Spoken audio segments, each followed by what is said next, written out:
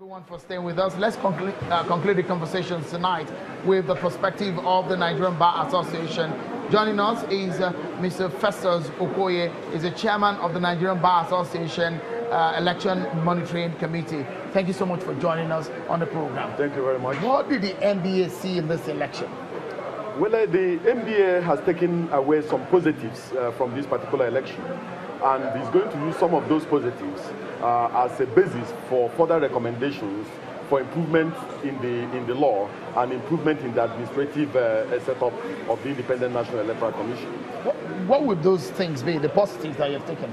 Well, part of the positives is that the democracy has come to stay in Nigeria, and the people of Anambra State have demonstrated that despite the anxiety, despite the initial fear, and also despite the uncertainty, they trooped out in large numbers to go and exercise their democratic franchise. Would you say that's a large number? 400,000 out of 2.1 million? Yes. If you put it on a scale, of during the 2013 elections, and then put this one on the scale, and then look at the variables and the surrounding factors in relation to this election, you will see that they did very well. And I think that the people of Anambra State they deserve commendation for that. All right. Generally speaking, the conduct of this election, there are allegations of vote buying, there are allegations of manipulation and ballot snatching. Would you say that was rampant? Well, I think that there were some challenges with this election, but those challenges are not significant enough in relation to what we saw out there in the field. Out there in the field, we saw a population determined to exercise their democratic franchise. We also saw members of the National Youth Service Corps who had been properly trained in the conduct of elections, and they did very well. We also saw security agencies who were determined to be civil and courteous and professional in the conduct of the elections. Now, some of the challenges we observed had to do with the card reader technology. I believe that the same recurring problems of lack of authentication, network failure, and so on and so forth that we observed in 2015 is still recurring.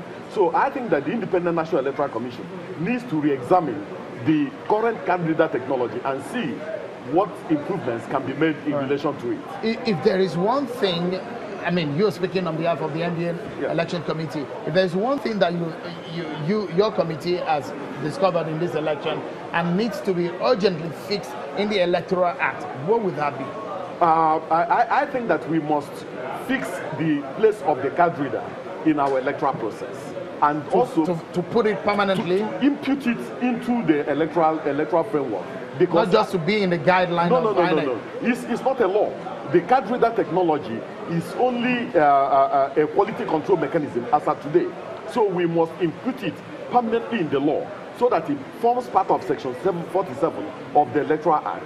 And then the courts can now fundamentally use it in the adjudication of the electoral process. Yeah. Yes. So finally, if you look at this election generally, 2019 is knocking right here. Yes. The amendment to the Electoral Act, to the Constitution is ongoing. Yes. How fast do you think this could be? Just in 30 seconds. I think that the National Assembly has to conclude the alteration to the Constitution and the amendments to the Electoral Act within the first quarter of next year for it to be relevant for purposes of planning and for purposes of the 2019 elections. Mr. Festus Okoye, many thanks for the short time, but very fruitful one that you spent on the program. And many thanks for being part of the program. We've been talking with Mr. Festus Okoye, the chairman of the Nigerian Bar Association Election Monitoring Committee. And that's our beat tonight on the program. It's a special edition of the program outside of our usual comfort of our studio, but we hope that you enjoy every bit of it and all our coverage of the Anambra Governorship Election 2017. And on behalf of the channel's crew from Awka, the Anambra State capital, many thanks for being part of the show tonight. Bye for now.